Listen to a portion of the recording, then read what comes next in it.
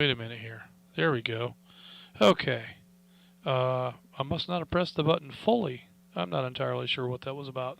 In any case, welcome, YouTube friends everywhere. It's great to have you along for tonight's edition of the North Georgia GMRS Regional Net. It looks like we might be able to start this thing on time. I'm not sure I know how to act. So let me see if I can get this other computer ready for that. Where is my script? I don't need that. Let's see.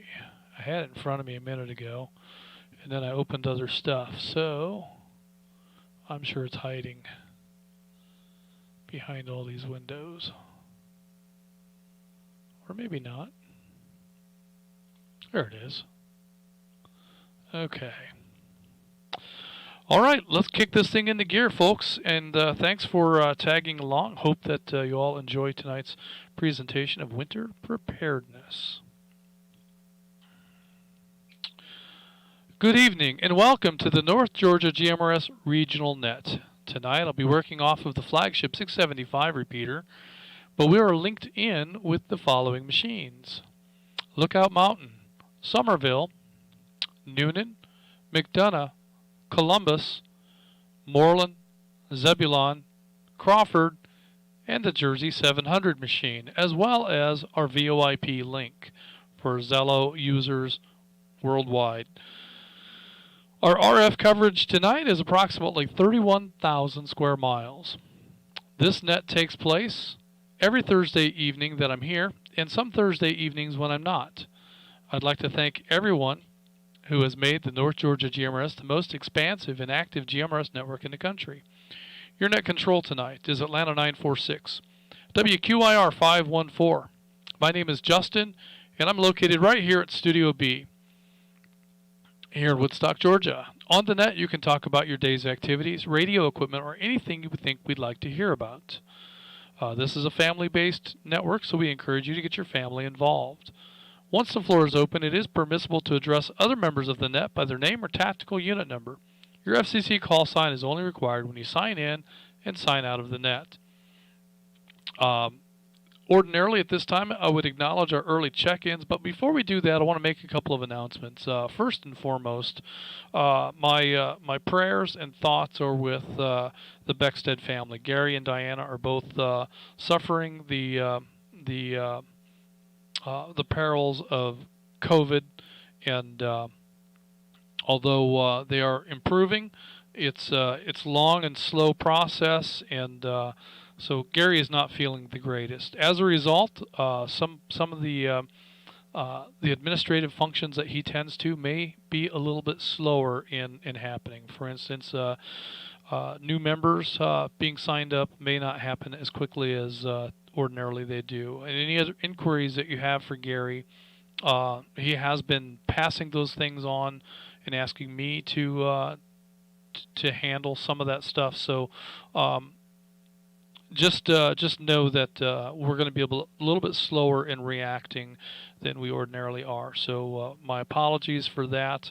I know that's not what Gary would like to have, but circumstances being what they are, that's the way it's going to be. The other thing that this impacts is progress on bringing online the Bremen site, the Lula site, and also the linking for Blue Ridge. So these are tasks that really do require Gary to be on site to make those things happen. I can't do it. I don't think we have anybody else in the group that can fake their way through it. So we just need to be patient and wait for Gary to get back on his feet, and we'll get these things in gear. Meanwhile, when we do get to these sites and do get them turned up, this is an opportunity for some of us, in the leadership group to perhaps gain a little bit more knowledge and training as to how some of these things work and some of the programming behind it and some of the contacts that are involved, and maybe we can take on some of these tasks in the future. But for now, we are fully dependent on Atlanta 6-0, and we wish for a speedy recovery. Let me break.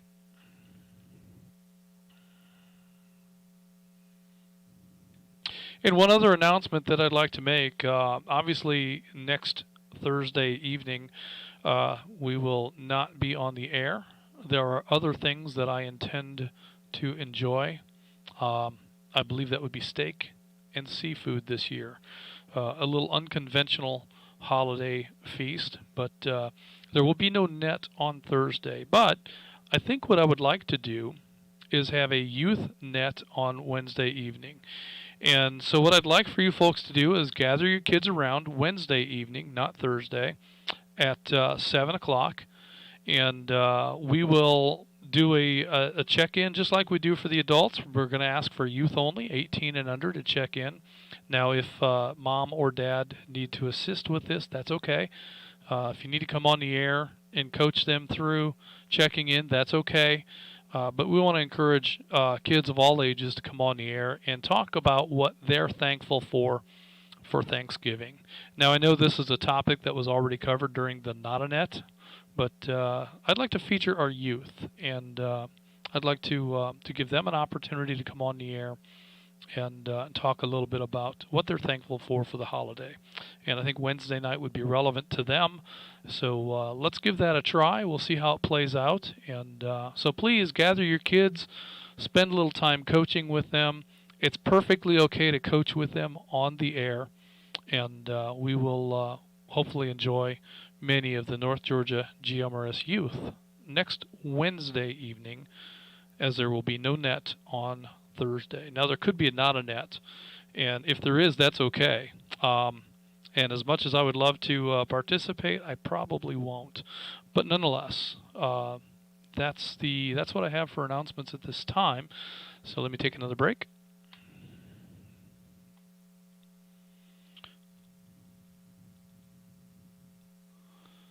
All right, I need to move my window around a little bit so I can see all of our check-ins, because there we go.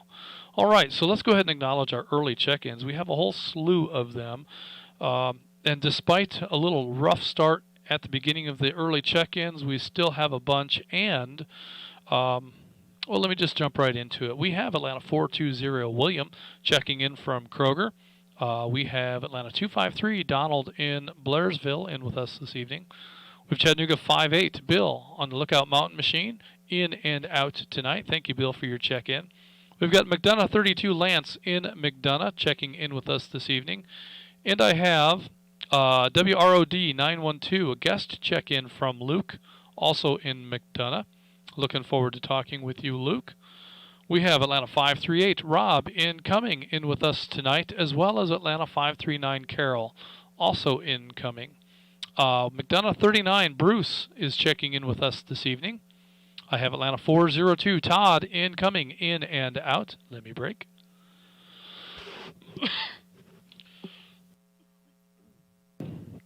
Sorry about that, YouTube. Let me grab a quick drink here. I should put the log up so that you guys can see as I go. Let's just do that real quick. This is Atlanta 138 checking in and out and monitoring. All right, 138. All right, 138. Hold on a minute if you can. Let me get through the rest of this list, and then I'm going to ask for check-ins, because I don't have your check-in, and I need a full check-in. So 138 isn't enough. I need a name and a location. So give me a moment here, and let me get through the rest of this list. I have Atlanta 780 Houston in Powder Springs is in with us this evening. I have Chattanooga 84 Jim and Saudi Daisy also in tonight. I've got Atlanta 902 Noah is in and out with us tonight. Thank you, Noah, for that check-in. I have Atlanta 532 Tom in Flowery Branch is in and out tonight. I've got Atlanta 810 John in Dawsonville in tonight. Atlanta 811 Victoria in Dawsonville also in tonight. And Atlanta 810 and a half John in Dawsonville, you guessed it, is also in with us tonight. Looking forward to hearing from all of you. We've got Chattanooga 116 Thomas in Chattanooga in with us this evening. Atlanta 292 Derek in Rockmart is in and out. In Atlanta, Noonan 25 Joe in Fayetteville is in and out. Thank you, Joe, for your check-in. Also, Derek, I appreciate that. We have CW40 Robert in Nicholton is in and out tonight. I've got Atlanta 750. Jeff in Waleska is in and out tonight. Atlanta 308. Dan in Marietta in and out tonight. As well as, I'm sorry, not as well as, but we just have Atlanta 737. Charles in Gainesville is in tonight. Great to hear from you. Atlanta 76. David in Duluth in and out. Thank you, David, for that check-in. And also Atlanta 725. David in Holly Springs in and out. And that brings me next to Atlanta 100. Bob in Ringgold is in with us this evening. In Atlanta 138. Come on back and finish up your check-in. There's 4 things we're looking for with a check-in. We're looking for a call sign, a tactical unit number, a name, and a location. And we need all of those things for a couple of reasons. One, I need you to take the time to say all of those things so that I have time to finish entering your data in all the fields that I need to complete the log. If you just give me a 138 and you're gone, and the next person piles in there right on top of me, I can't finish it before I have to start taking their information, and it gets really confusing for me. So help me out here when you do your check-ins, please. Give me a complete check-in with 4 things. There's 4 things that I need. I need a call sign, a tactical unit number, your name, and your location. So let's start off with 138, please. Okay, this is Atlanta 138 WRCA 209 from Auburn, Georgia, and my name is Robert. Okay, you can give them to me out of order. That still works. But it doesn't make it easy. All right, Robert, we've got you in the log. Are you in and out, or are you going to stick around with us?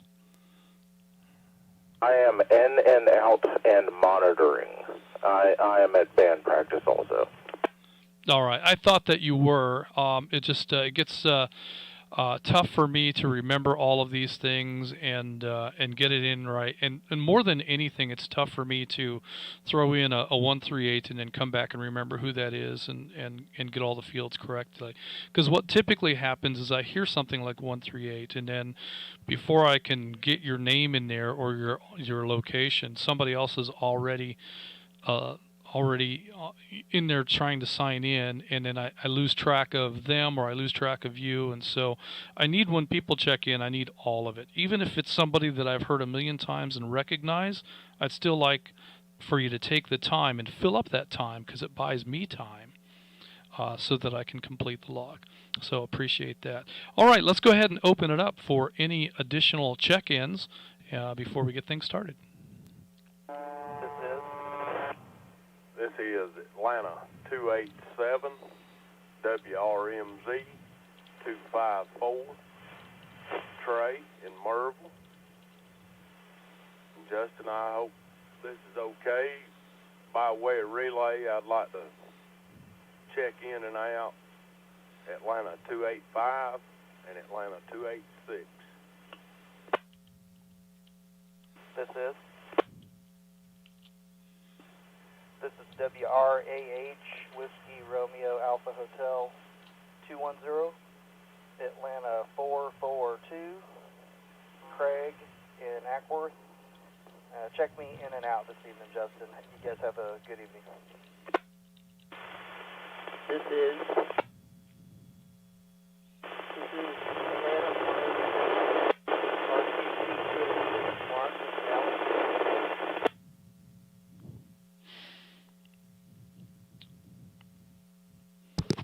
Now, let me go ahead and acknowledge what I have there. Last station, I didn't quite get that, but I'm going to go ahead and acknowledge. Of course, we've got Atlanta 138, Robert and Auburn, in and out.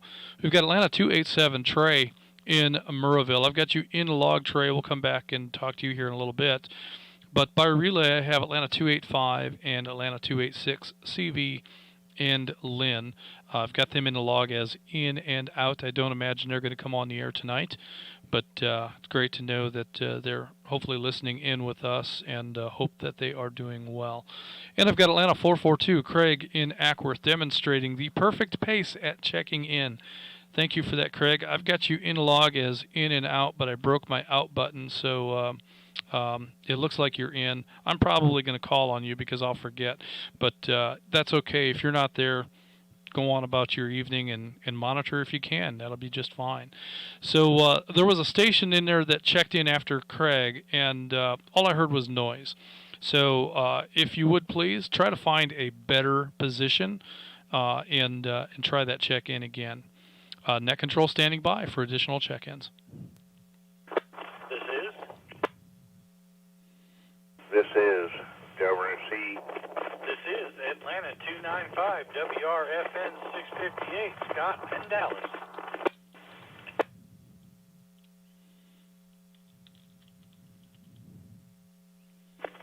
This is WORE 368, Atlanta 880, Dale Todd, checking in.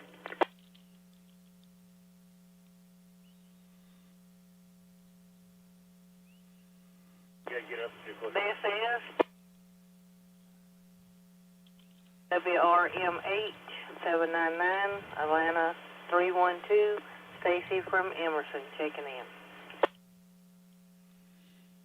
This is Atlanta 852.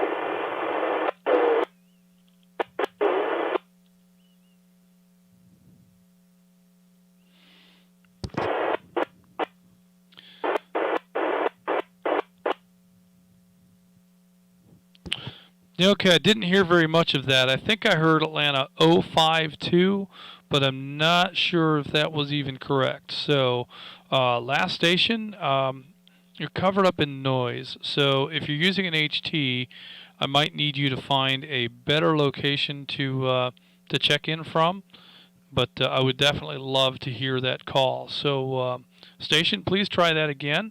See if you can find a higher location. And maybe speak a little louder into the microphone. That might help modulate through the noise. And I've got Atlanta 295 Scott in Dallas in the log. I've got Atlanta 880. I believe I heard Dale Todd. I'm going to look real quick to see if that is anywhere near correct. Maybe that was Gail Todd. We'll come to that when I call on you. Looking forward to hearing you on the air. And so we'll come to you here in just a little bit, and you can help me correct the log. Also have Atlanta 312 Stacy in Emerson in tonight. And that station that I couldn't hear, hopefully you can get to a better spot and speak nice and loud into that microphone, and maybe I can hear you this time.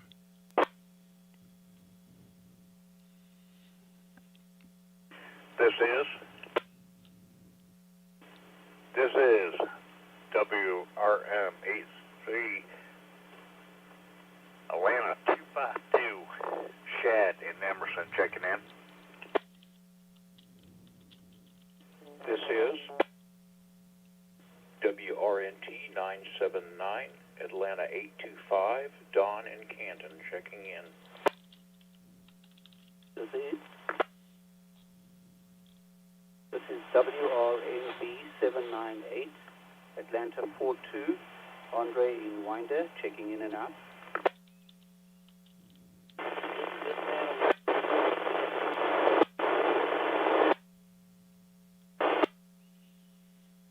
Any idea what that was?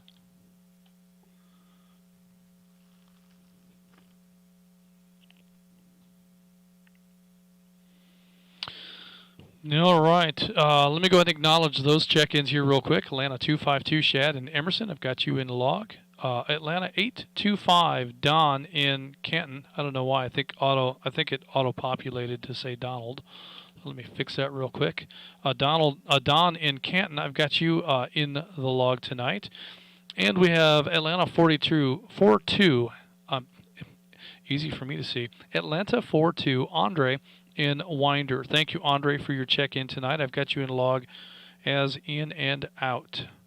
Going to take one more break for check-ins, and then we'll go to the top. There will be an opportunity for late check-ins if you don't get in now, so that's okay. But let's take one more break for check-ins, and then we'll get things started.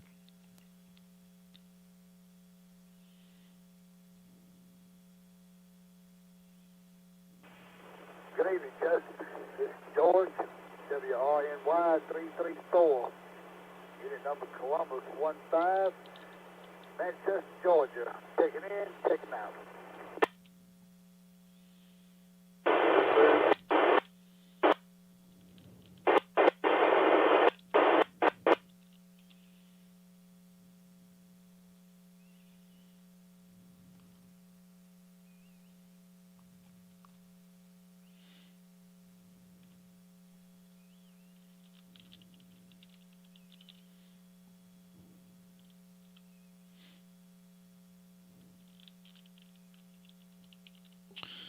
Okay, I picked up out of that. I got Columbus 15 George in Manchester, Georgia, in and out. Thank you, George, for that check-in. And with that, I did hear some other traffic in there, but I wasn't able to make anything out of it. So, anyone who has been unable to check in at this point, I would invite you to stick around, and we will ask again for check-ins when we get to the end of this list. And I very much would love to hear from each and every one of you. So, if you are unable to get in because your station is noisy and you're using an HT, see if you can get to a better location, maybe an upstairs location in your house, maybe outside, maybe a higher point of elevation. Maybe even jump in the car and run down the street and see if you can get in that way.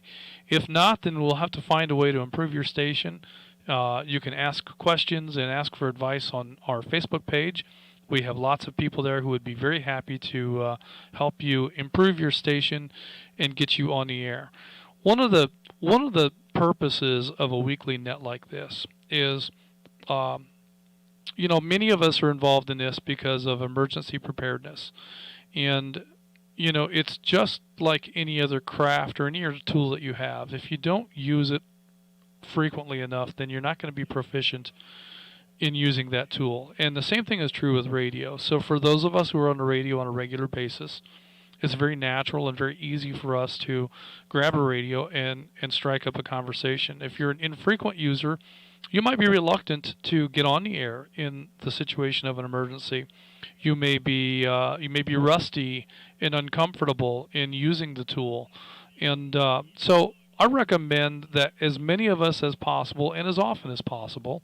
Of course, you don't have to be on every net every time, but as often as you can, you should get on the air, and you should encourage your family to get on the air and practice using the tools that we have, so that if ever an event does occur, you have some proficiency in using these tools. So that's one of the reasons we encourage family and kids and etc. to be involved. So definitely don't be discouraged. Don't be bummed out if you didn't get in. I very much would love to hear from each and every one of you. And if I grumped at you earlier tonight for the way that people were checking in, that's just the old man in me coming out. And my apologies for that. I just, it's very challenging sometimes to hear all of the things that are coming at me. So just like that other radio, I didn't even realize it was still on until just now. One more of the many distractions that beg for my attention in here. But let me, at this point, take a quick break, and we'll go back to the top of the roster.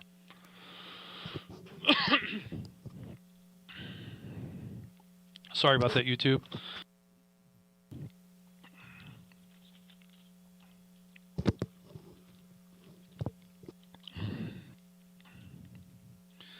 Okay, the whistle is properly wetted, and hopefully I can speak here for another moment before it dries out again. Tonight's topic, I thought it would be interesting. I spent a lot of time last weekend and over the last few days doing things like blowing and raking leaves, burning leaves, draining water out of water hoses. We winterized the water system in the tiki bar. So I've got some plastic lines underneath the deck, and the way that they droop, you can't get all the water out of them through gravity. So I get as much out as I can, and then I fill the rest of it up with RV antifreeze, which will flush out nicely in the spring and keep that pipe from cracking due to it freezing in that low spot there. So got the little styrofoam boots that we put over our outdoor spigots.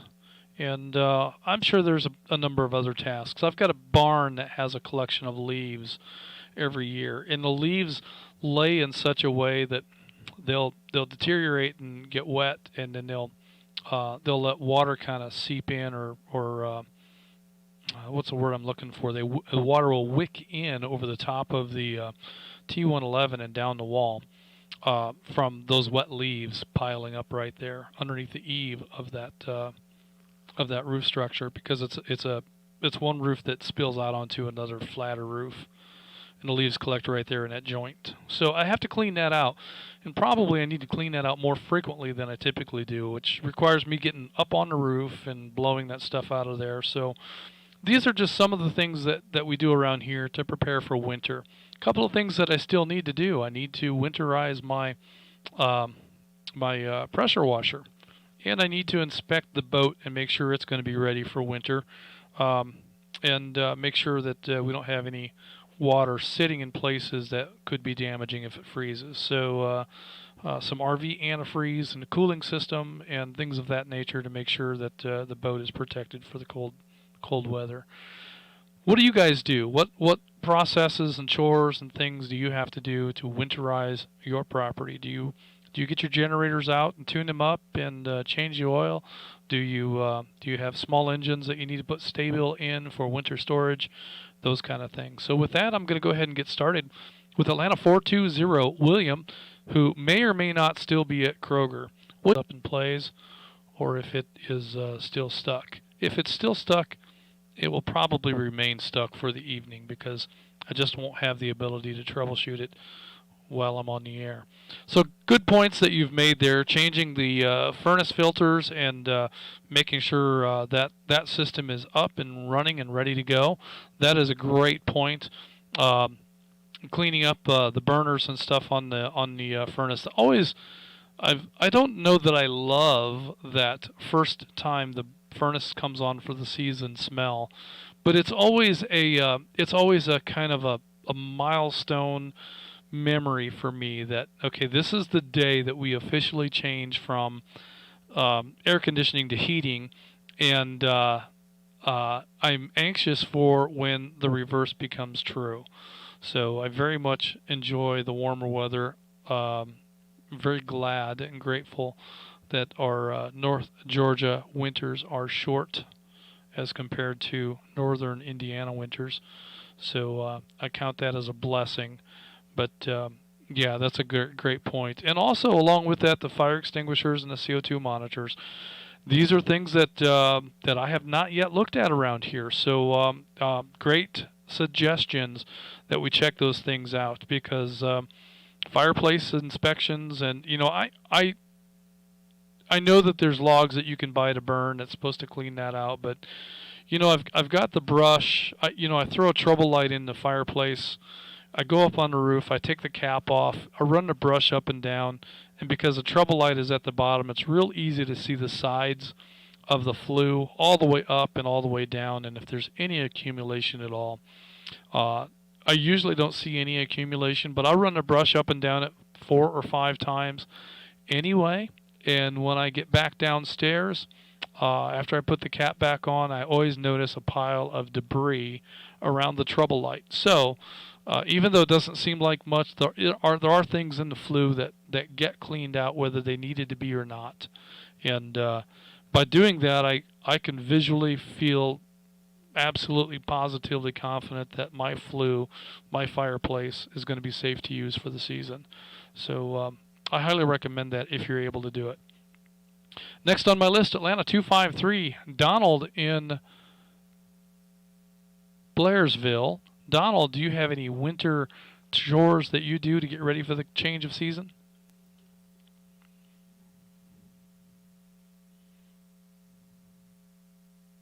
Jackson, and good evening to the rest of the net.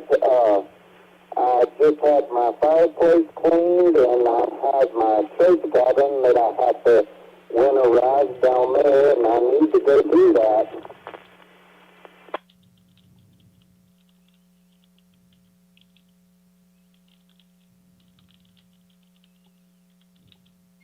Oh yeah, it's time. I mean, you're not out of time. It's not too late. But if you don't get at it quickly, you could find yourself wishing you'd gotten at it sooner. So I recommend that you get on that just as soon as you can. Tomorrow, if possible.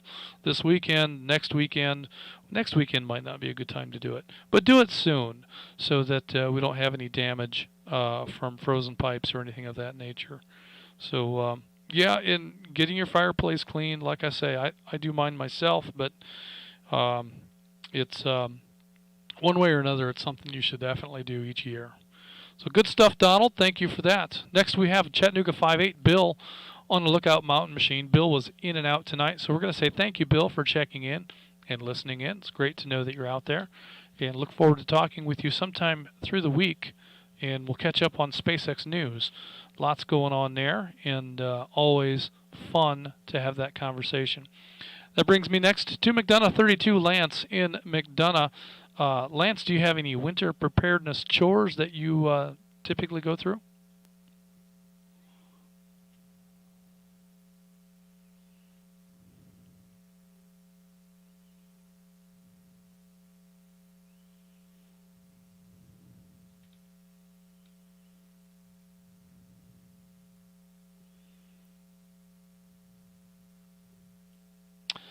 McDonough 32, Lance, are you hanging out there with us?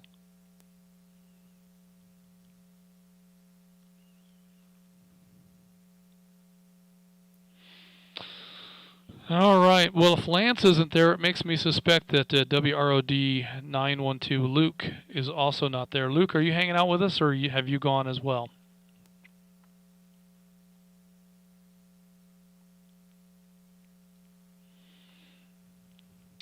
All right, I'm going to show both of those individuals as in and out on the log, and I'm just going to say thanks, Lance and Luke, for your check-ins tonight. It's great to have you along on tonight's program.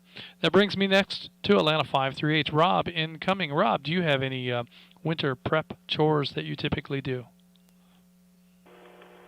Good evening, Justin, and good evening to the rest of the net. Winter chores are kind of a new thing for me and my wife.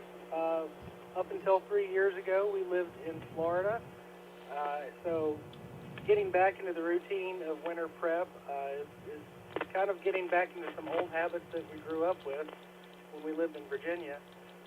The only preparedness that we had to really do down in Florida was for hurricanes. We didn't have any leaves to rake because everything was a palm tree and nothing ever froze. So now we're facing some new challenges. The biggest one really in our new yard is raking leaves. Seems like every weekend we're raking leaves, and there just seems to be more every weekend, raking leaves. So that's pretty much our biggest chore is raking leaves for the wintertime. Hopefully we'll get them all up before the first of the year.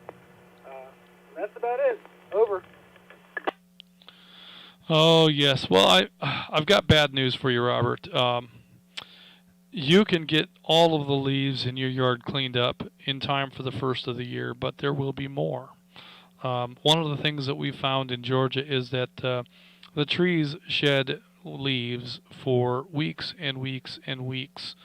And even if the trees have shed all of their leaves, about half of the neighbors around here anyway don't rake their leaves at all. Or if they do rake them, they just simply blow them or rake them into a wooded area.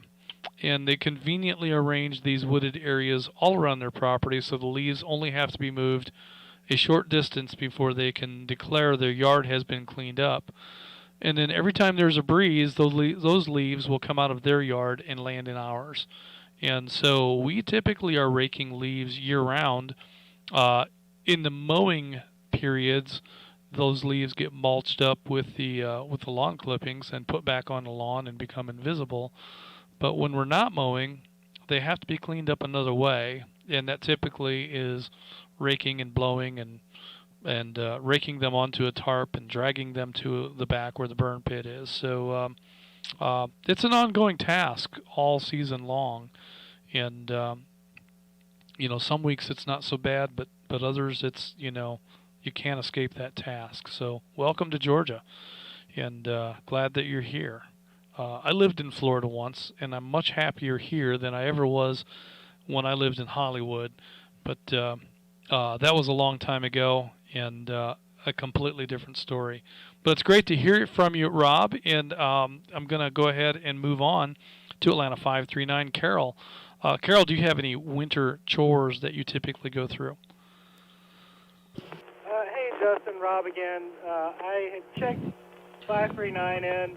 She's my wife. I was hoping to browbeat her into getting onto the net tonight, but She's a little bit camera shy or microphone shy, but she's here in spirit. Go ahead and mark her out, and thanks for the opportunity, and everybody have a good evening. All right. Well, that's just fine. There's no problem with that at all. But since she is sitting there next to you, go ahead and ask her what her chore is, and then you can relay it for us. Okay. Stand by, I guess. Hold on. We're waiting breathlessly. We can hardly wait. She's just shaking her head no. She's always right there beside me, helping me rake leaves, and if there's anything that needs to be done, she's right there beside me. She's a trooper. She's my best friend, and I couldn't do anything without her. So the only thing I do without her, I guess, is radio. Over. Well, I hear that, and what a blessing that is. And, 947 is much the same way. We do so many things together, and so many tasks and chores and, things around the property are just so much more fun to do together than, it's just a chore, and it's tedious, and it stinks to have to do it when you're out there by yourself doing things. But when she's out there with me, even if, she's in the front and I'm in the back or what have you, just having her a part of the function, doing things together, makes the chore so much better, so much easier to do. So what a blessing that is that the two of you are able to share that. And that's excellent stuff. And Carol, no sweat. Don't worry about it. We'd love to hear you on the air, but just having you nearby is good enough. We'll accept that. So welcome to the network, and we do hope to hear you on the air at some point. But meanwhile, just relax. McDonough 39, Bruce in Bruce, are you in Stockbridge?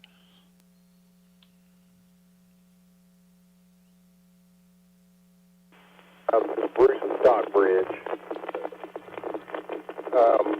Well, my list has already greatly increased by hearing the great ideas that have already been shared tonight.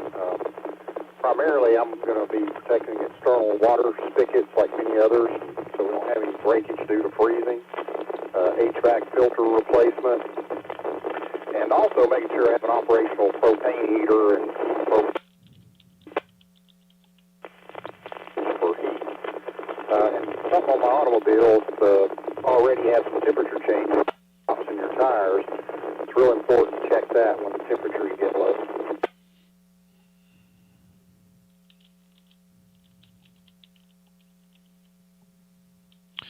That's a great point, Bruce. Tire pressure is one we haven't talked about. Indeed, because the temperatures have fallen, we can expect air pressure in our tires to go down. So we really should go and have that checked. If you have a tire service facility like we use, they'll do it for free. You just have to pull in and give them the 10 minutes it takes to do it. If you have the means to do it yourself, you just have to fire up the air compressor and take the 10 minutes that it takes to do it. But yes, it's a very simple task, but a very important one, because running tires underinflated is very destructive to tires. As a former truck driver, I can tell you, so many times we see these big truck tires that have shred apart on the highway. And the reason that those tires come apart is because they overheat, and they overheat from running underinflated. Now, many truck drivers will walk around a truck and they'll hit the tire with a stick to see whether or not it has enough air pressure in it to be able to carry the load.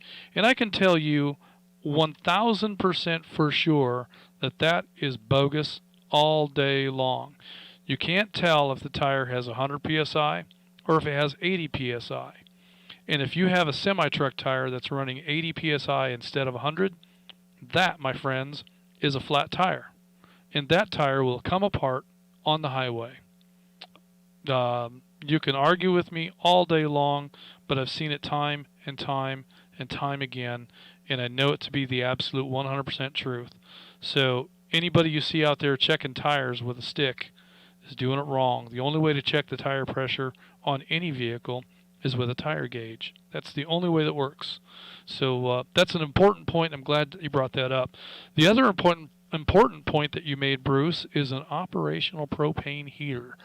And I'm going to expand on that, and I'm going to say that it's important to have some alternative means of heating in your home should you have an extended power outage that won't allow your furnace to run, or other events that cause you to lose your primary source of home heating. It's always a good idea to have some alternative means to provide heat in the house. For us, it's a fireplace, and it's not a very good source of additional heat. Our fireplace is made very poorly, but it's what we have, so that's what we go with. But definitely should have a readily available operational standby heating method available. So great points, Bruce. That brings me next to Atlanta 402, Todd incoming. Todd is in and out with us tonight, so thank you, Todd, for checking in. And that will bring me to Atlanta 780, Houston in Powder Springs. Houston, what's your chore list look like?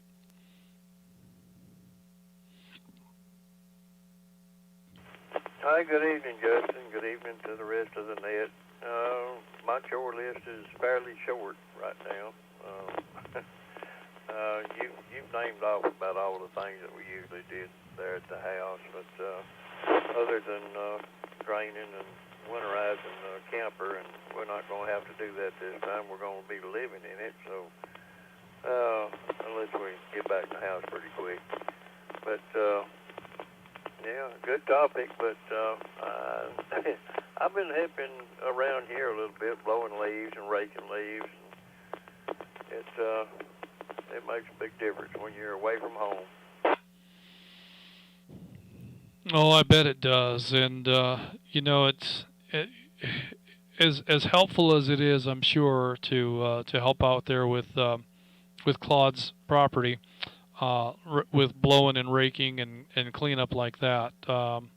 There's nothing quite like being at home, and I hate that you guys are going to spend another season in the portable accommodations. But well, tell me, Houston, what kind of preparations do you need to make in the camper for winter?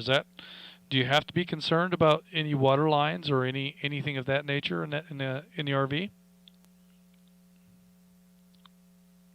Yeah, you do, in a way. Well, mainly just a water line coming to the camper. As long as we're staying in it and keeping the heat inside the camper, there's not a problem with anything freezing, other than the drain at the drain where you drain it at. Sometimes those valves will freeze if there's water in there, but probably I'll have to undo the hose and just fill the tank up and use water from the tank if it drops down below freezing for a long period of time. But that's about the only thing we'll wind up doing.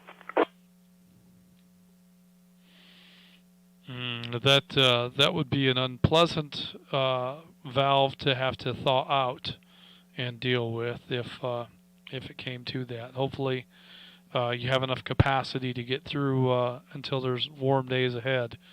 Or maybe that's something you can kind of keep an eye on and stay in front of, so that you don't have to deal with it, you know, for the days that we have that are you know, frozen like that. So, but yeah, nothing quite like being at home. I hope that comes quickly for you. It won't be quickly enough, I'm sure.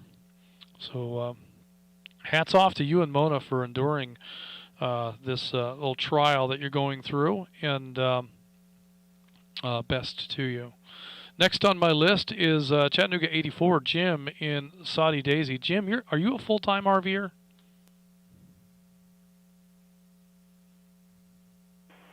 No, I don't have an RV yet. May someday, but for me, it's just my vehicle. I took it in and had the radiator flushed and new antifreeze put in, and while I was there, they said my battery had a cell bad, so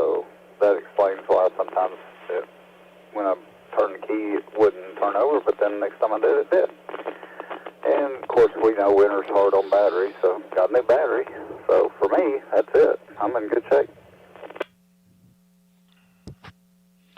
Well, that's a great point. Winter is tough on batteries, and if you've got one that's a maybe, this would be a good time to go ahead and change it out, and not be stuck in the parking lot at work, or because these things never happen at a convenient place. They always happen someplace out of the way. So if you can get in front of that, be proactive, and if you've got a car that's not starting quickly, maybe it's time to have that battery looked at. So that's a great idea. And your cooling system, you definitely want to have some assurance that you have a right mix of coolant in that system so you don't have any freezing issues.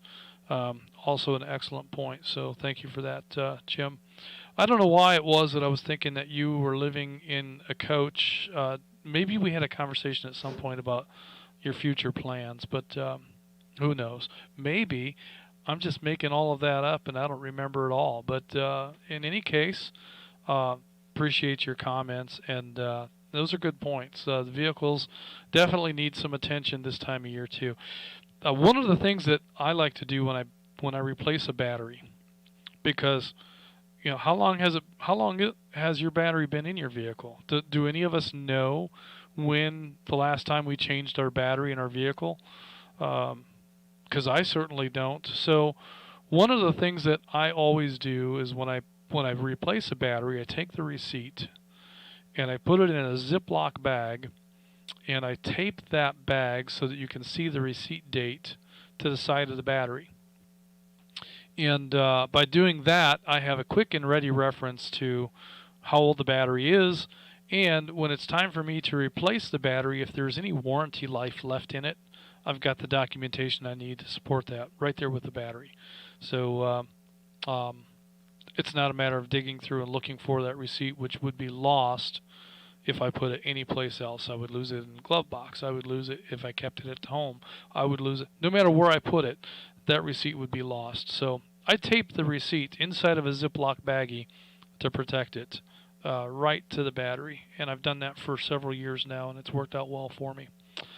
Next on my list, I have Atlanta 902, Noah. Noah is in and out with us this evening. Thank you, Noah, for checking in. Also, I have Atlanta 532, Tom in Flowery Branch. Tom is also in and out tonight, but that will bring me to Atlanta 810, John in Dawsonville. John, tell me about your wintertime chores.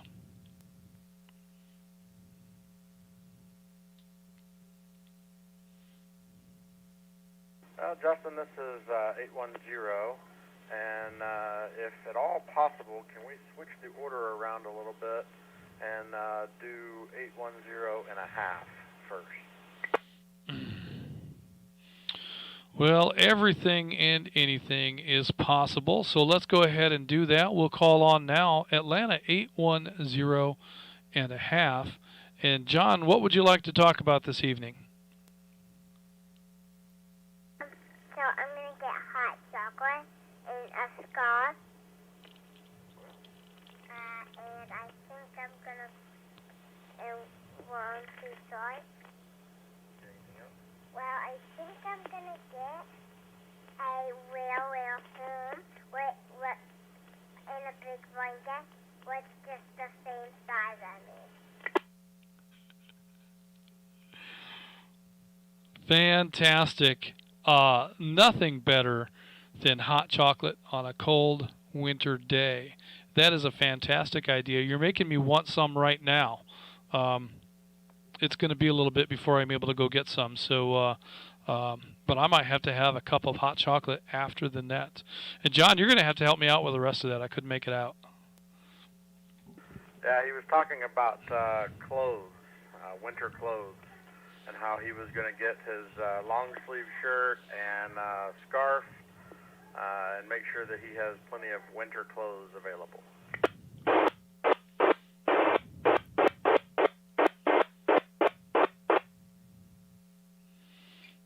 Winter clothes. Hey, if that was another station trying to break into the net, your signal is completely unreadable. So we'd love to have you as part of the net. If you're trying to join in, you'll have to find yourself a better location or find some way to improve your signal so that you can get in. But that's great stuff, John.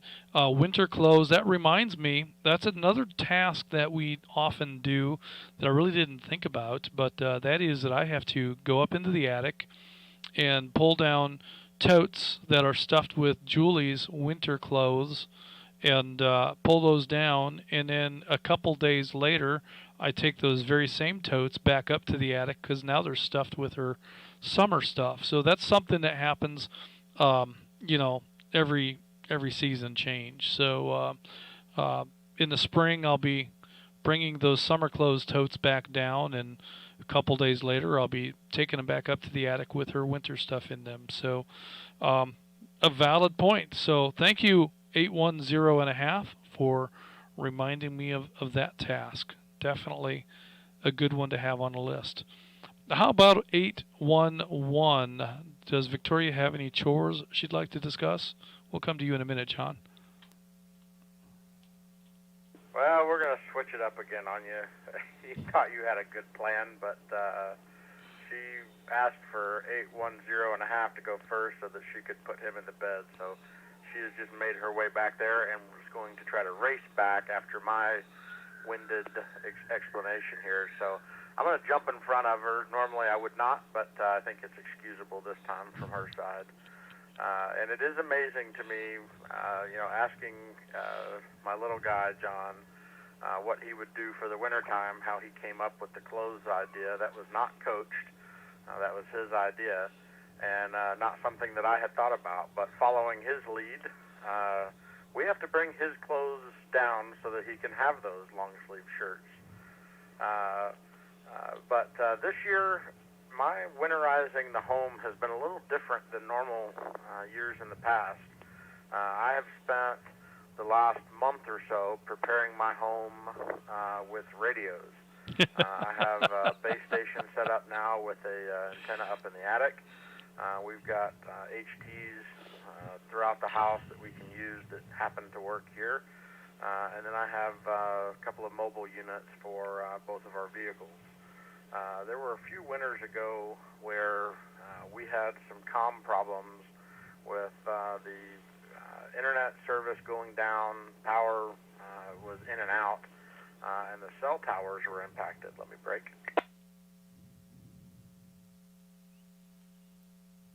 And so when we wanted to communicate back to our family, my wife or I had to get in our vehicle and drive a mile up the road to one of the Board of Education buildings, use Wi-Fi calling, and make a Wi-Fi call because our internet at the house was out and cell signal was down. This year that will not be a problem. With this radio in the office and the generator that is filled up and ready to go, we can operate our entire home for close to a week on the fuel that we have, and that will include the radio. Well, that's good stuff. And yeah, I suppose you can't let installing new radios supersede the normal winterization tasks that we all have to get our properties ready for the off season. So there are things that we just have to do, because if we don't, the repairs can be costly in time and money. So, but there's not very much else that I would say should get in the way of getting our radios up and running and properly installed. And it's interesting, you raised the point that the cellular towers were impacted by power outages, and that is something that is a sort of a cultural shift in telecommunications. So one thing that I learned, because of my limited exposure to telecommunications on the railroad, we have our own telephone plants in a number of locations, and they tie in with city phone services, and we have our own microwave network, so we carry our own long distance, but we also, our telephone traffic can go out over the public long distance circuits as well. That stuff is all switched in a very generic way. So it just takes whatever path is easiest at the moment. Not necessarily cheapest, but whatever happens to work. So we also lease some backhaul capacity bandwidth to some of the telecommunications carriers. So it's kind of a break-even thing for us in terms of long-distance call handling within our railroad network. But one of the things, if you've got a landline type of a phone system, that system exists on top of a 48-volt DC battery plant, and there's some federal regulations that's built around that basically say that your station, your system has to be power independent of commercial utility power, and you have to be able to stand up. And I can't remember what the minimum requirements are, but I do know that when they did their battery plant testing, that they would shut the battery chargers off for 72 hours. And then they would take battery readings, at different intervals throughout that time to see where the battery stood and to project how long the batteries would stand up. And then at 72 hours, they turned the chargers back on and brought the plant back up to full power. But, in that 72-hour period, you weren't supposed to lose anything. And like I said, I don't remember what the actual requirement was, if it's 96 hours or if it's even longer than that. But I can tell you that based on the number of batteries and how small the voltage drop was, that the system that we had in Fort Wayne at that time would have run for probably 3 weeks on batteries without chargers. So we don't do that with cell towers. Very few of them have standby generators. In the early days when cell towers were being built, they all had standby generators. But more and more, we're finding that they don't include that when they build these cell sites. So if commercial power fails, so does the cell site in some cases. So that's an interesting observation. And hopefully we've stalled long enough for Victoria to make it back. Atlanta 811, tell us about your winter preparedness chores.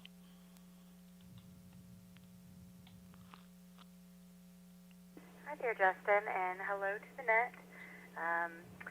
Jonathan does the majority of the winterizing of the house and things like that, as far as making sure the maintenance is done to protect the home. As far as winter goes, mostly I just check and make sure that our boys have the correct size clothing. We keep all of their old clothing. The older son turns into the younger son's clothing. Naturally. And so I organize them and store them and put them away and go shopping for new clothes if I need. I also decorate our home. Christmas is a very important season in our house, not only for our own religious reasons, but also because Christmas Day is Atlanta 810's birthday. So we do Christmas really big here. It takes quite a while to decorate. I'll break. So like I said, I don't do all that much in the way of winterizing the home. I did want to veer off topic just for a minute, reach out. I'm not sure if she's still listening, still monitoring, but Atlanta 539, husband was talking about being on the air earlier. Just wanted to reach out and say that I was in the exact same place as you not too many weeks ago. John got into the radio several months ago and has been trying to get me on. I've only just recently started participating in the net. But just a little bit of encouragement for Atlanta 539. It is fun to share something like that with your husband, even if I'm not as interested in it as my husband is. Having that thing that we can do together on a Thursday night is definitely fun. And if you have kids like us, including them in the net, it's a great family activity. And that'll be it for me, Justin. I'm going to go ahead and check out because I've got to go feed the baby. Well, that's fantastic stuff, Victoria. It's great to have you on the air and in the mix of things, and you sound very comfortable and natural on the air. So that's a great thing. 947 and I very much enjoyed radio together, and we've enjoyed the journey together. And I'm looking forward to getting her back on the air. Hopefully, maybe sometime in the spring or summer. I anticipate her demands in life diminishing to the place where maybe she'll be comfortable in making her return to the airwaves. But in any case, we've done a lot of radio stuff together, and it's been a lot of fun. She's currently encouraging me to acquire a tower and to set up a full-blown radio station in one of our outbuildings. We're talking about insulating it, sheetrocking it, putting an air conditioning and heating system in it, and turning that into a full-blown studio slash radio station. And kind of excited about that. It'll be another move for Studio B. It's going to be a lot of work. It's going to be a ton of work, but this was her idea that we do that. So that's exciting stuff because she is very supportive of what we do here at North Georgia GMRS, even from behind the scenes. And the other thing that's important that I think Victoria could speak to, she doesn't have to at the moment, but using the radio, even with just some basic comms checks, can lend enough confidence to get you comfortable on the air. And that lends to, if something does happen, if a stuff hits the fan scenario does come about, and now it's imperative that we are able to communicate on the radio, having that level of comfort in not being afraid to press the push to talk button can be very meaningful.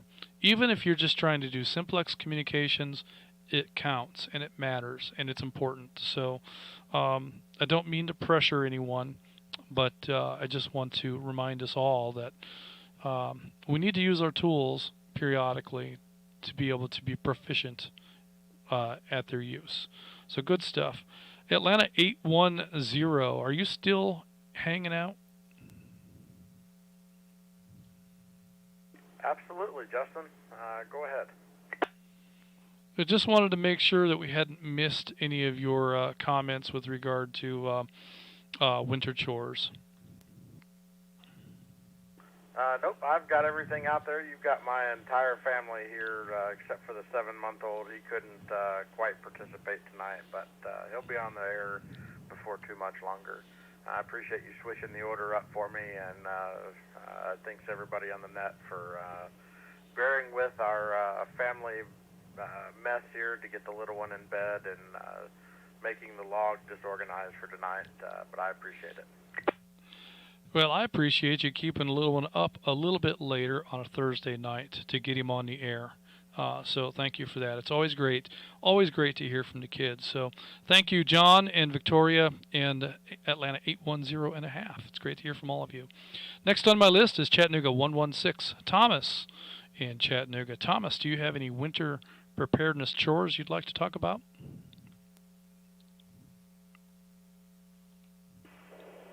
I don't have too much to add. It seems like as far as everything that I had on my list, it's all been covered.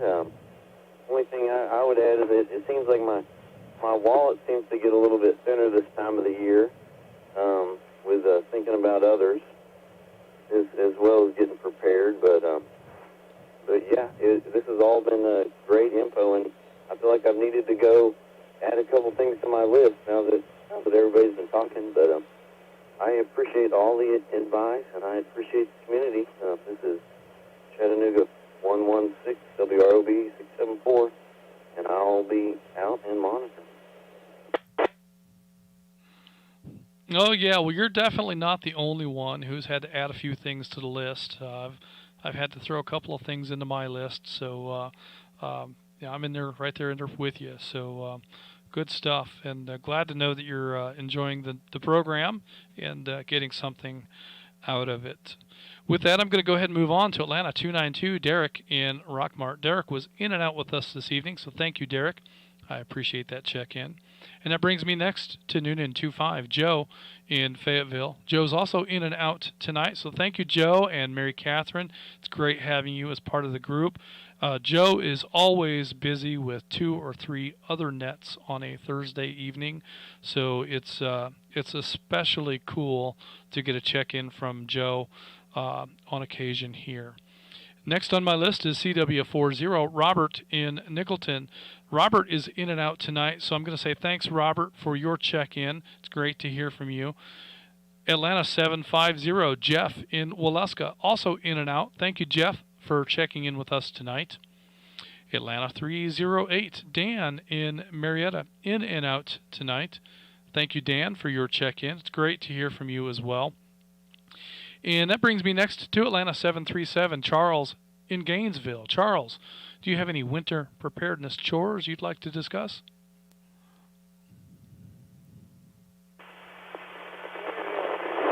I just got a station here kind of thrown together, so I kind of need a baseline, see what I need to do. But no, I got everything handled. Now I got to get up on the roof and hit the gutters one more time. The leaves in the trees, and I have one of them, I think, tries to mess with me all winter long. And by that time spring comes, that thing's doing something just about every 24 hours a day. No, so I don't know. Just kind of a quick report on if I'm making it into the repeater, or I got some other plans of moving the antenna again, so I don't know how it's working. Well, you're making it in, Charles. You sound good overall. Your signal does wash in and out from time to time, and there are moments where it completely covers you up. But we understood the gist of your comments with regard to cleaning the gutters, and that's an important thing to do this time of year.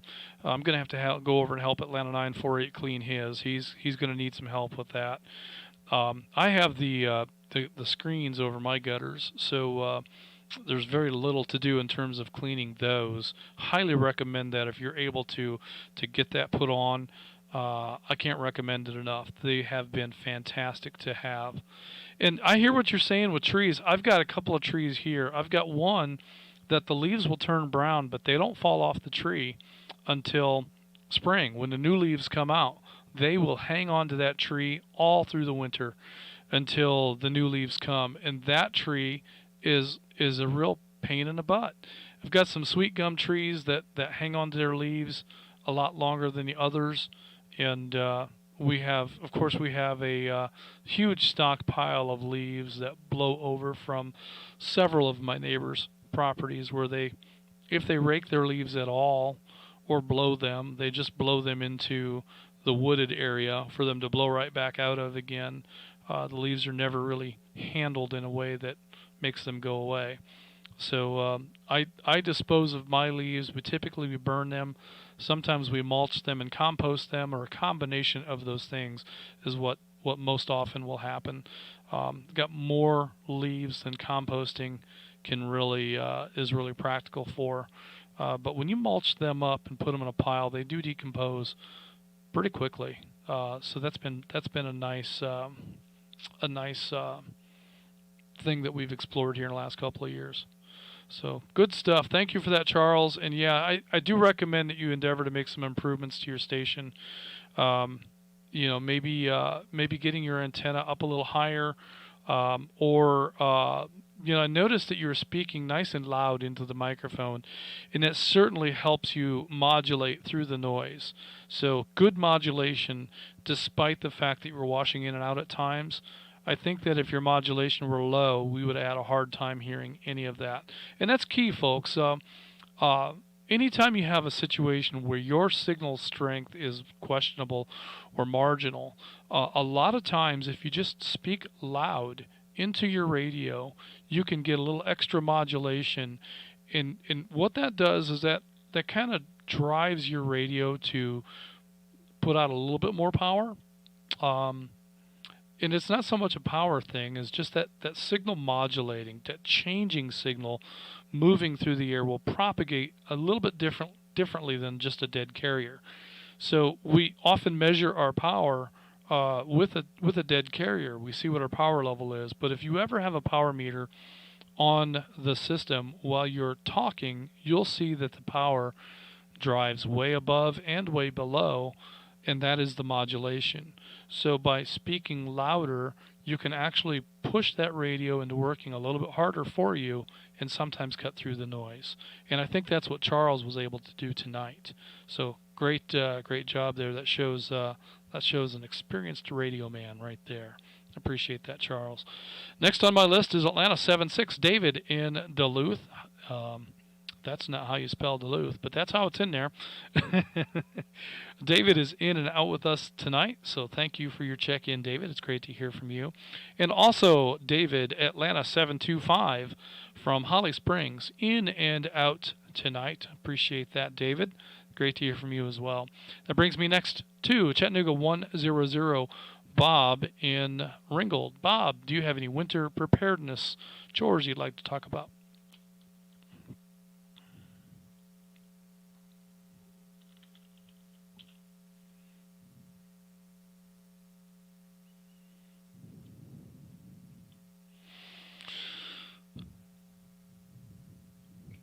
All right, Chattanooga 100. Are you still in there with us?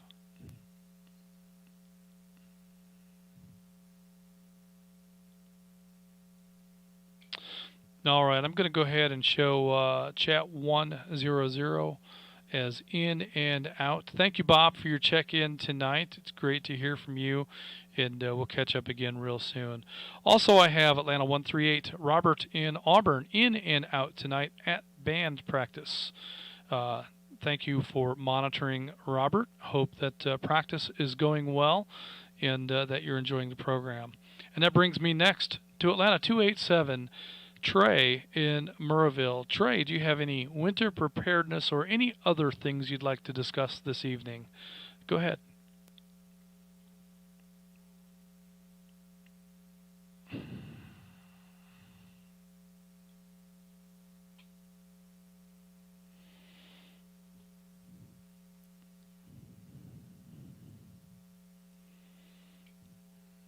All right. I'm going to go ahead and show Trey as in and out. If he checked in that way, I missed it, but that's okay.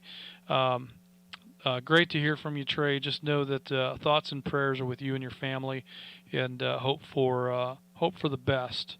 That's going to bring me next to Atlanta 285, CV Smith, also in Murrayville, in and out tonight, and Atlanta 286, Lynn in Murrayville, also in and out tonight, and my best to the entire Smith family, and hope that all is well there. Next I have Atlanta 442, Craig in Ackworth, and I broke the in and out button for Craig. I think he said he was in and out, but let's see if he's there. Atlanta 442, do you have any comments for winter preparedness?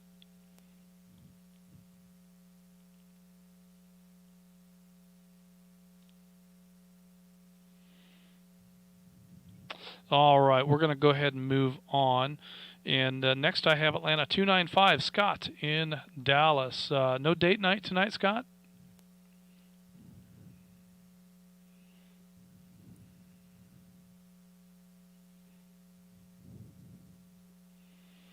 No, I think that answers the question. He was able to get the check-in before date night, and they are still out. So we will go ahead and move on, and maybe Scott will jump back in here at the end. Next on my list is Atlanta 880. I think I got your first name incorrect. So if you would please come back with your name and your location.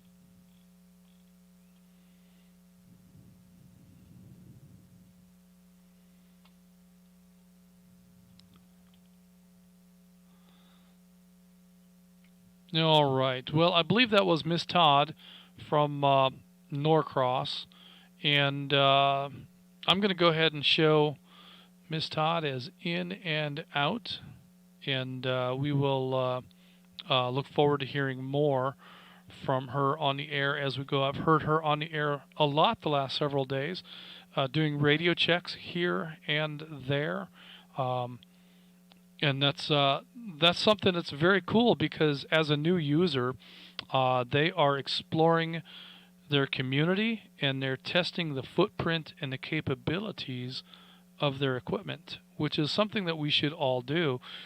This is just what I was talking about earlier on the air, that, you know, to have this as a tool for preparedness, for if things happen and we need this alternative means of communication. What they've been doing is they have been exercising exactly that. They're testing the locations at which their systems work and at which they don't. And now they have knowledge and they have a proficiency that they can know to expect that if they have a situation that they encounter where they have to count on the GMRS network to serve them, they know what the limitations and the capabilities are because they're out there testing that and they're making that happen. Something I encourage all of us to do. So, you know, there again, it's the tool doesn't do you any good if you let the blade rust and it becomes dull. So you have to keep the tool sharp, and you have to be proficient in their use, and that's how this becomes an effective tool in an emergency. So there we go. Next on my list is Atlanta 312. Stacy in Emerson. Stacy, do you have any comments for the net? Any winter prep chores? Well, we RV ones at the full-time RV. Chad pretty much does the outside. I usually, if a window needs to be insulated or anything in here, and of course change out the clothes and make sure we have extra food in case, you know, we can't get out. Unfortunately, he usually has to work if it's snow or ice, so it's just me and the fur babies. But other than that, that's about all we do. I'll let him tell you all the outside stuff. Well, you know, but those are important points, Stacy, and the inside stuff matters too. And so some of the things that you mentioned were, you know, like simply food, but there's more to it than just having food and groceries. You got to have the right kind of food, because if you get snowed in, if you get iced in, or if you have an extended period of utility power down, it doesn't do you any good to have a bunch of foods that require preparations that you can't do. Or alternatively, to have a bunch of foods that require refrigeration if the refrigeration is unavailable. You know, so we need to have a combination of things, and we need to have alternative methods available to us to prepare some of these things. It could be as simple as your barbecue grill, charcoal, gas. You know, what options do you have there if you need? I think that was me that bobbled on the push to talk. If you have an outage of some sort, you know, you need to have alternative means of preparing stuff. So, and it can be just as simple as a barbecue. But you just need to be there again. You need to know that you have it and that you have the supplies. It doesn't do you any good to have a charcoal grill and you're out of charcoal, or you're out of propane for your gas grill. So there again, you have to be sure that you have the stockpile of materials to be able to make those things worthwhile when the time comes. And maybe it means that you need to go buy another tank for your grill, so you always have a full tank on hand. Yeah. So Atlanta 252, Shad, tell us a little bit about your outside prep.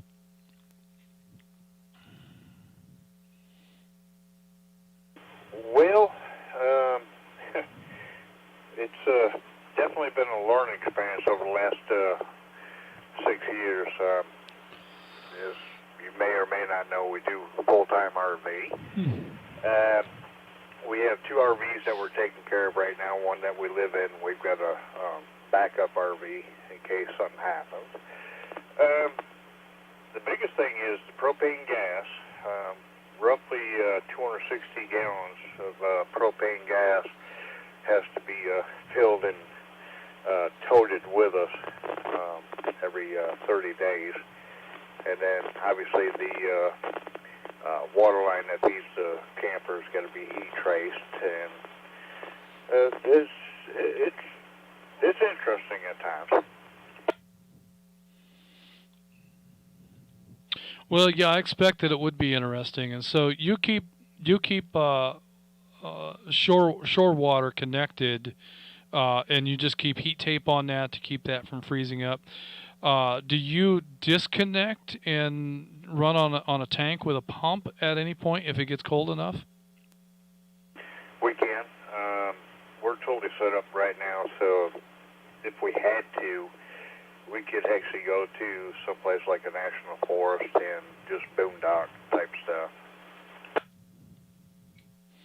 It's hard to be any more prepared than that. So if you have the ability to just disconnect, and you don't need to have water supplies and power and stuff like that connected to your unit, then that's a pretty good state to be in, because if something goes wrong with where you're at, you can change where you're at pretty easily. And you mentioned that before, that you just need to drop it on the ball and go.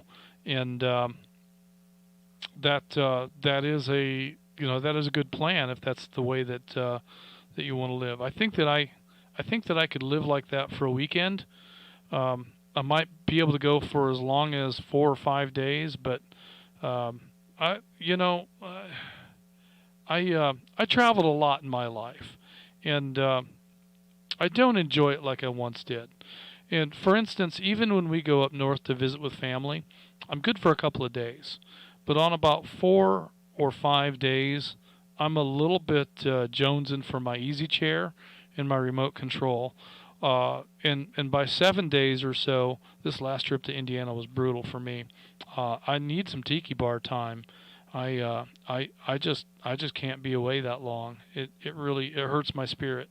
So, but not everybody's wired that way, and lots of people love to travel, and lots of people are very much geared towards that nomadic lifestyle. My dad, for instance, has become a full-time RVer, and that's been a change of lifestyle for him in a very large way, but he is loving every bit of it. He loves the part where you can spend the summer in Indiana near family, and you can spend the winter in Texas away from family. And I can appreciate his perspective very much on that. So that's good stuff. Well, great to hear from you, Shad, and great to know that you guys are all set in terms of winter prep. Next on my list is Atlanta 825, Don in Canton. Don, do you have anything you'd like to share with regard to winter preparedness? Good evening, Justin and Nat. Great to hear everybody out there and that everyone's doing well. I don't have anything to add. I mean, it's a pretty complete list that everybody's gone through. I just lay in a couple of bags of sand in case we get some driveway ice or something like that. And then as somebody mentioned, switching out the winter and the summer clothes course. A lot of what I do is try to make the switch from summer to winter activities, and since I spend less time outdoors, so I'm going to be running an off-center fed dipole in the attic, so I can do some HF radio work in the winter, things like that. And I'll be working on finishing my basement that I've been working on for the last 2 years. It might get done sometime in this lifetime, but that's all I had. Back to net control. Well, I think this is a great time of year to work on finishing a basement, and that is a great way to work in a reasonably comfortable environment and be productive, and a great hobby time. Let me break here for a moment.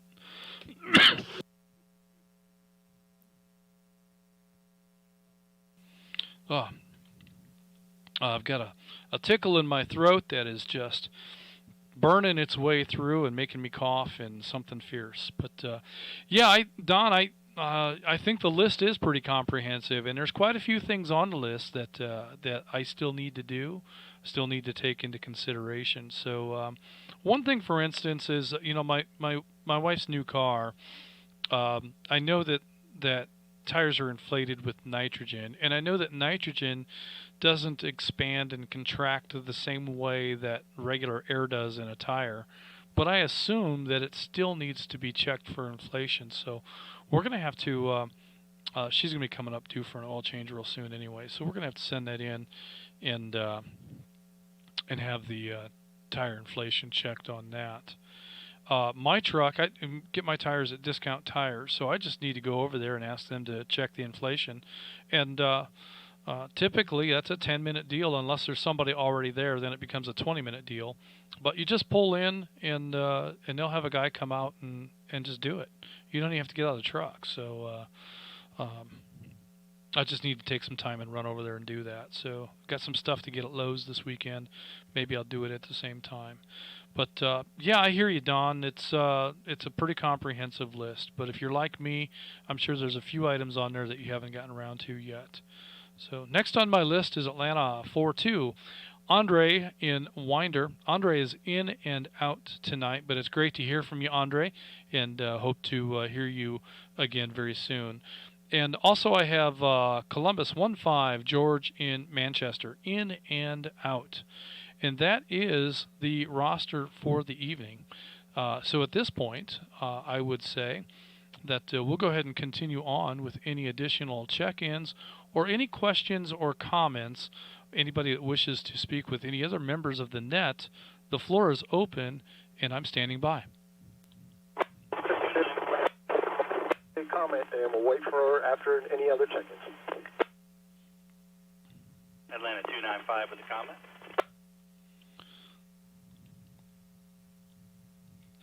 All right, I heard 420 and 295 both with comments, but I think there might have been a check-in in there as well. So let me see if there's a check-in, and then I'll come back to you guys with comments.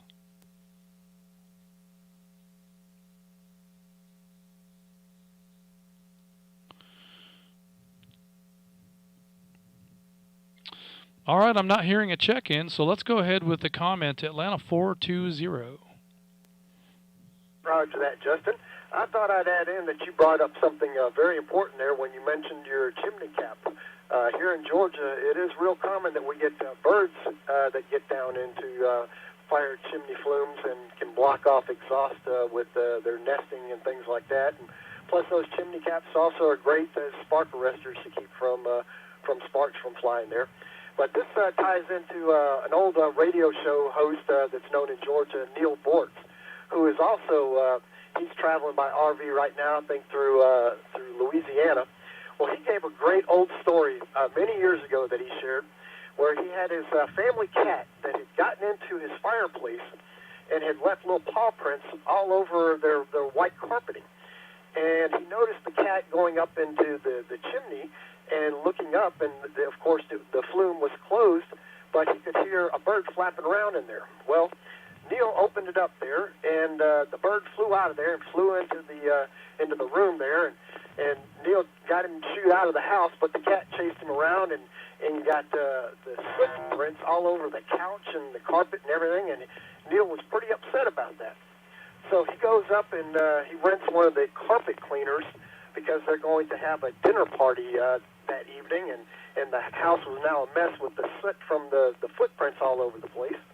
So he goes and cleans up the couch and gets the carpet and everything all cleaned up and everything. And after he finished it, he thought, well, geez, this carpet's wet, and we're going to have guests in a few hours, and he wanted to think of a way of how he could speed up the drying process. So what he did is he went to the house attic fan that they had in, and he was going to, let me take a break here. He went to the attic fan and turned it off, and he heard his wife let out a big scream. As he went to see what had happened, he realized he left the flume open. And when the attic fan came on, it blew all of the soot that was in the fireplace all over the room. As said, they ended up having to go out to eat with the family guests that they had invited, and he wanted to boot that cat like a punter outside of that house for the rest of its life there. Over.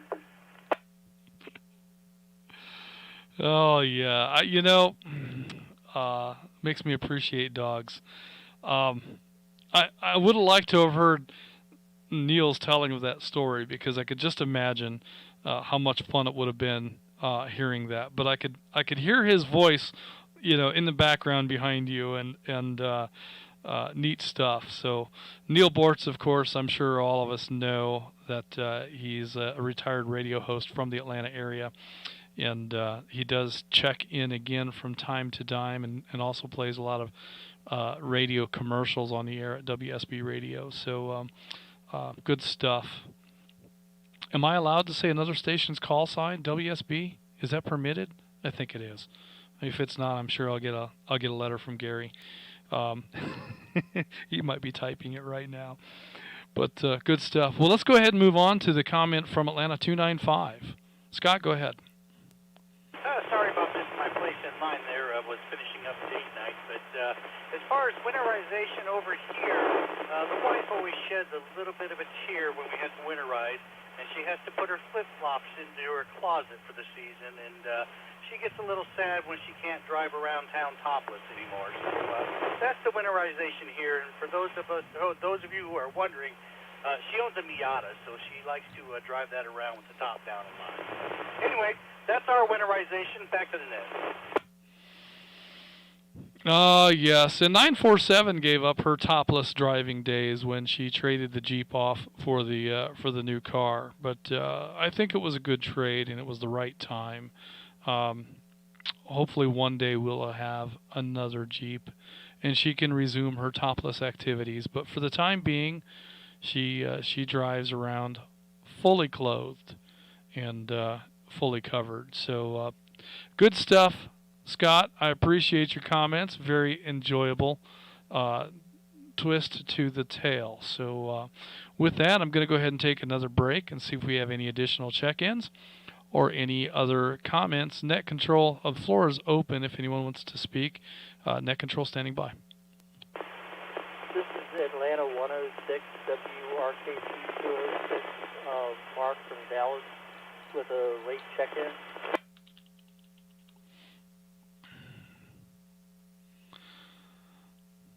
Atlanta 106, Mark from Dallas with the late check-in. You're not late, you made it just in time. So with that, I'll ask you the same thing we've spoken with everybody else. Do you have any winter preparedness chores or anything else that you'd like to discuss tonight? Well, actually, I'm glad you're able to hear me now because I was trying to get in earlier and I had to put my antenna up in my attic. So that was me. You couldn't hear. Okay. But anyway, the only thing I really have to do is I'm actually wondering what to do with my riding mower. I mean, it has gas in it. It doesn't have ethanol, so I'm not worried about, gumming up. But this is the first real winter that I'm going to be going through where I've had a riding mower, and I honestly don't know what to do with it. Do I drain the gas out of it or just start it every month, or what's going on with that? Well, even without the ethanol, the gasoline can still be a problem over a period of time in a small engine. So I think that you just run down to AutoZone or whatever your local auto parts store is, or Walmart, wherever, and just get a container of Sta-Bil and read the package directions and add a portion of that to the fuel tank to help stabilize it, to keep the compounds from breaking down. Today's gasoline has so much junk in it. There's detergents and there's additives that are supposed to help clean soot off of the cylinder walls and help to keep your valves from getting carboned up, and there's all kinds of stuff in the gasoline. So the gasoline itself isn't really an issue. It's all the crap that's in the gasoline that can kind of break down and come out of stabilization within that fluid, and it can turn into other stuff within the gas and become a contaminant rather than an additive. So the Sta-Bil will help with those things, to help keep the gas, to keep those things emulsified within the gasoline and able to burn readily when ignited. So even though you're not using the ethanol, which is the first big important step to take, you still have to be concerned with that gasoline during the off periods. And yeah, definitely, if you're of a mind, once a month, go out to the garage and start that mower up. That'll do your battery a heck of a lot of good, because that's one of the things that I wish that I was better at doing.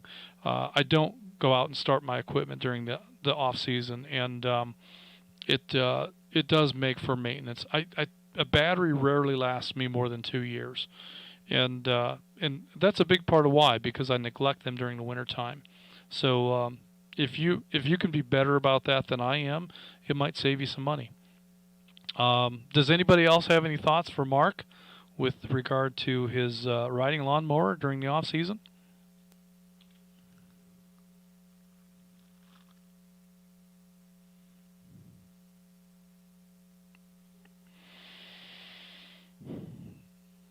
Yeah, well, I think that there you have it, Mark. I think that's as much advice for you as we have. So with that in mind, I'm going to go ahead and take one more break for any other questions, comments. The floor is open. Any late check-ins? Net Control standing by. Atlanta 825 with a question. 795 WROB 977, Blair, Kentucky.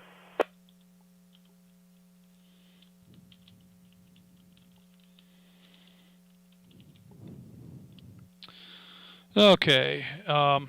Oops, that's not quite right. Your name's not Blair Tucker. You're Blair in Tucker. Let me make that correction here real quick. In Atlanta, 795, I believe, was your TAC number. Correct me if that is incorrect. Also, I heard a station in there.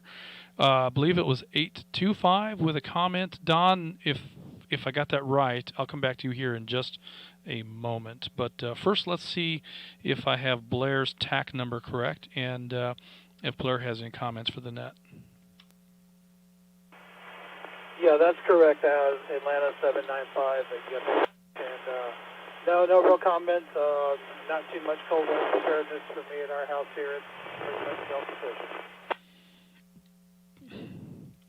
All right, Blair. Well, we've got you in the log and as a part of tonight's net, so it's great to hear from you. And I hope that you enjoy the cooler season here. Holidays are coming. All that's going to be a lot of fun. Station with a comment. Did I get that correct? Was that 825?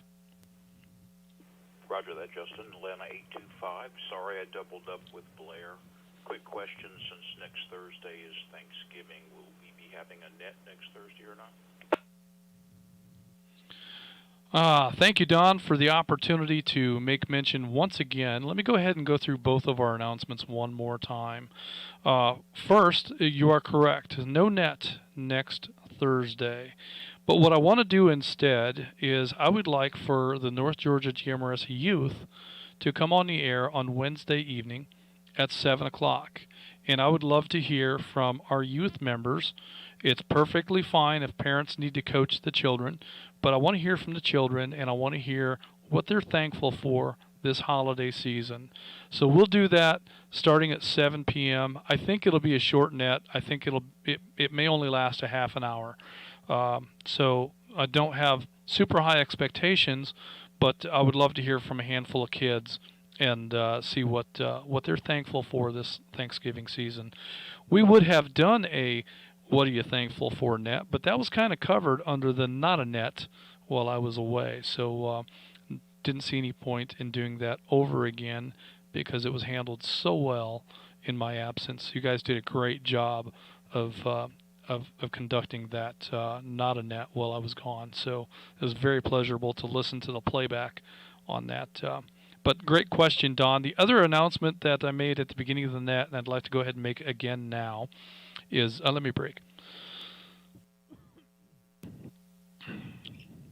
Atlanta 6-0 and his wife Diana have not been feeling well. They're very ill. They are recovering, but as such, the state of things in terms of any administrative functions that have to do with assigning tactical unit numbers, making changes to the roster, updating membership status, introducing new members. All of those functions are going to be a little bit delayed or slower than they typically are. Some of the things that typically Gary handles exclusively, he's been asking me to take care of. In there too, I'm a work a day guy, so those tasks oftentimes are going to have to wait until later in the day for me to get to them. So all of this is to say, definitely keep Atlanta 60 and his family in your prayers and thoughts, and hopefully he will recover swiftly and get right back into the swing of things. But in light of his current state of health, that will put a delay on things like turning up the Lula site or the Bremen site, or getting the Blue Ridge site linked in. These things are all things that are going to require Gary to be hands-on and present to do, so we're going to have to be patient and hope for a swift recovery. So with that, I think it's time to wrap this thing up. Let's go ahead and offer one more opportunity for any late check-in. Any questions or comments? Floor is open. Net control standing by. Atlanta 931, WRNU 813. Scott in Canton.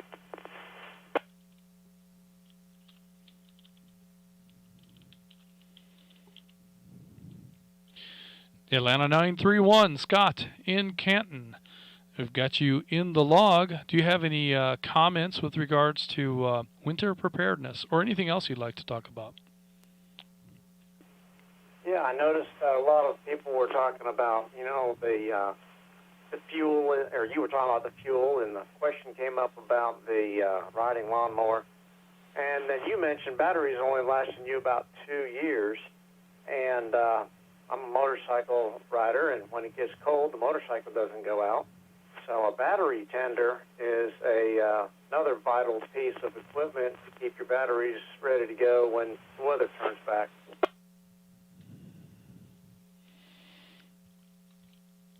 Well, Scott, that is an interesting comment. And I'll tell you why I think that's interesting, because my experience with battery tenders is that they just cook a battery dry. And maybe it's because I've always bought cheap ones. What battery tender do you use? What would you recommend?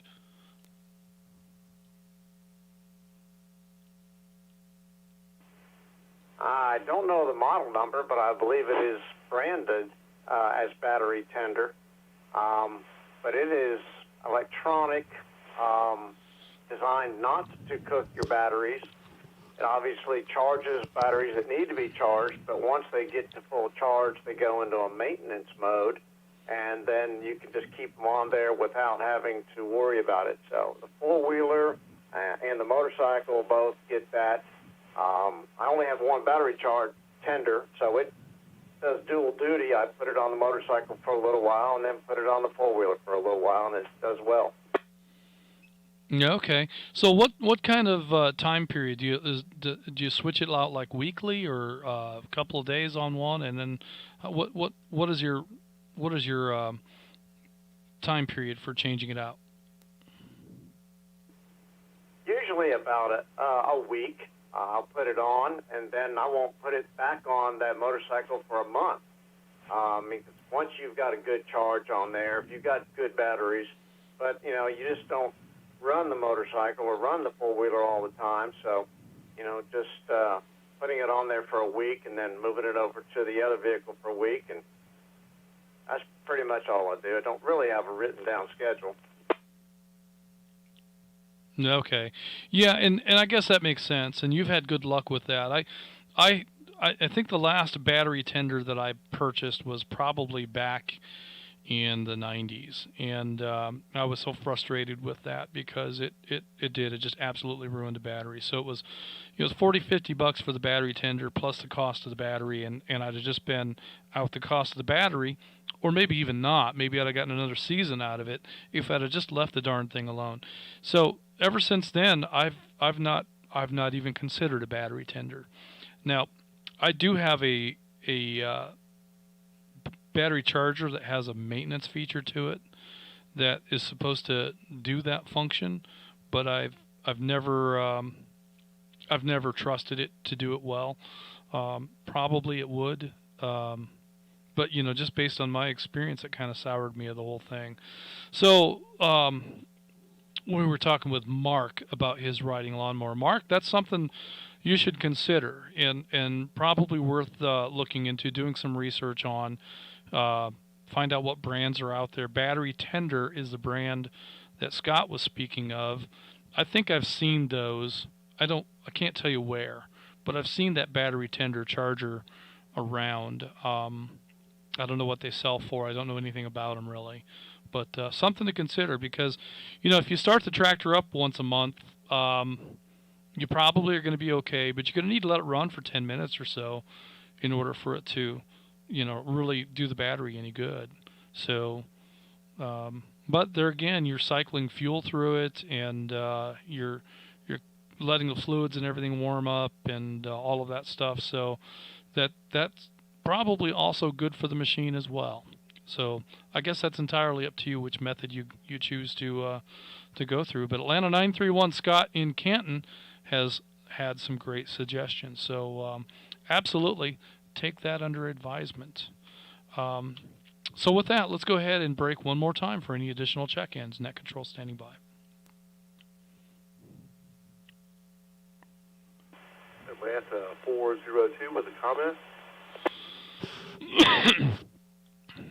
Well, hey there, Todd. Go ahead with your comment. Atlanta 402. Hey, Justin. Good bet tonight. Been sitting here monitoring after we went done with our dinner, but this goes to Mark and his question about his riding lawnmower, and this goes to pretty much any small engine. It's always a good idea to drain the carburetor, even in the summertime. Get all that water out of the bowl, and that will definitely help things starting up in the springtime.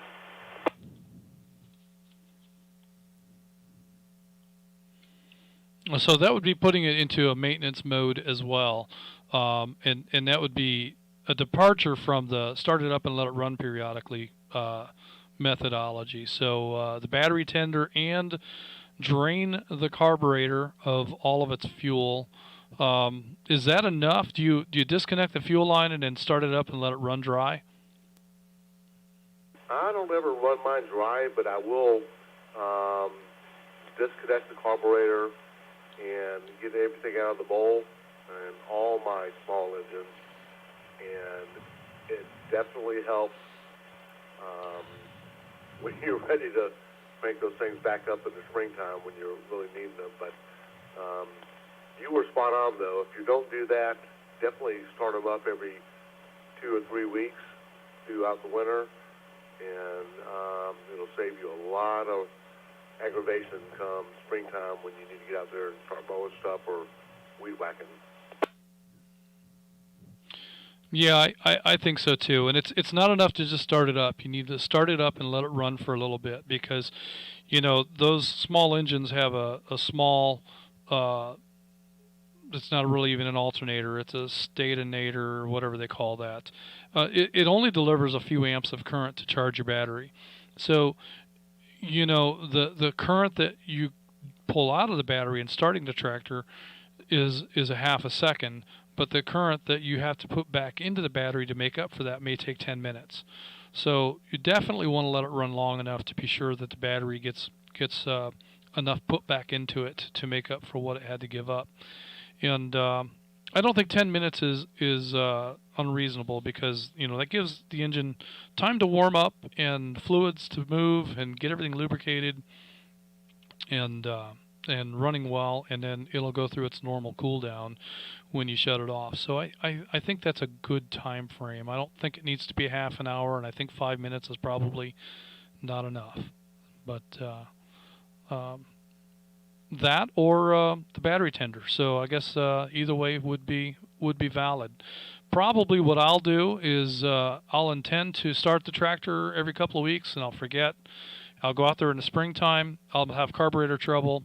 I'll have a dead battery, and I'll probably end up fighting with it with carburetor cleaner and that sort of thing until finally I get it running, and and then I'll go end up buying a battery for it too. So I mean that's just what happens. That's the routine that I go through. I can say that I'm gonna do all these things, but the reality is that life happens. So I hope you have better luck than I do, Mark. Thank you for that, Scott and Todd, and appreciate everyone's comments. I think I'm going to go ahead and wrap this up tonight. But just because we close the net doesn't mean the conversation has to end. Everyone is welcome to stick around and continue to chat and discuss Mark's lawnmower or anybody else's small engine or large engine issues for the after the net. We had a lot of great suggestions tonight. I definitely had a few things that I need to add to my list of things to do. I thought I was done, but you folks have demonstrated that I have more work to do. So fortunately, I have some time coming up here the day after tomorrow to accomplish many of these tasks. I've got to check that fire extinguisher. I need to check on the CO2 detectors, make sure that they're good to go. I'm definitely going to need to check my furnace filters and stuff like that. I haven't inspected the chimney yet. We talked about that, but that's going to have to happen here real soon. I'm going to run out of time if I don't. And, we definitely need to make sure that we have some alternative means, a redundancy plan for really just about everything. We need redundant communications. That's why we're on the radio. We need redundant heat in case we have a utility outage. We need redundant electricity in case we have the utility outage. We need food sources so that we can sustain a period of time if we get iced in. We get an ice storm in this region, and it can mess things up for a pretty good little while. So we need to be prepared for that. And I know that there's plenty of people that live that circumstance up in the mountains fairly regularly and are well versed in being prepared for it, but the rest of us may not be. So good stuff. So with that, I'm going to go ahead and close this out. Tonight we had a total of 42 check-ins. That is just phenomenal. It just blows me away, the participation that we have in this net week after week after week. So thank you everyone who participates in this. It's great to have all of you here. So we're going to go ahead and close tonight's net. Let me break. I got a cough coming in here.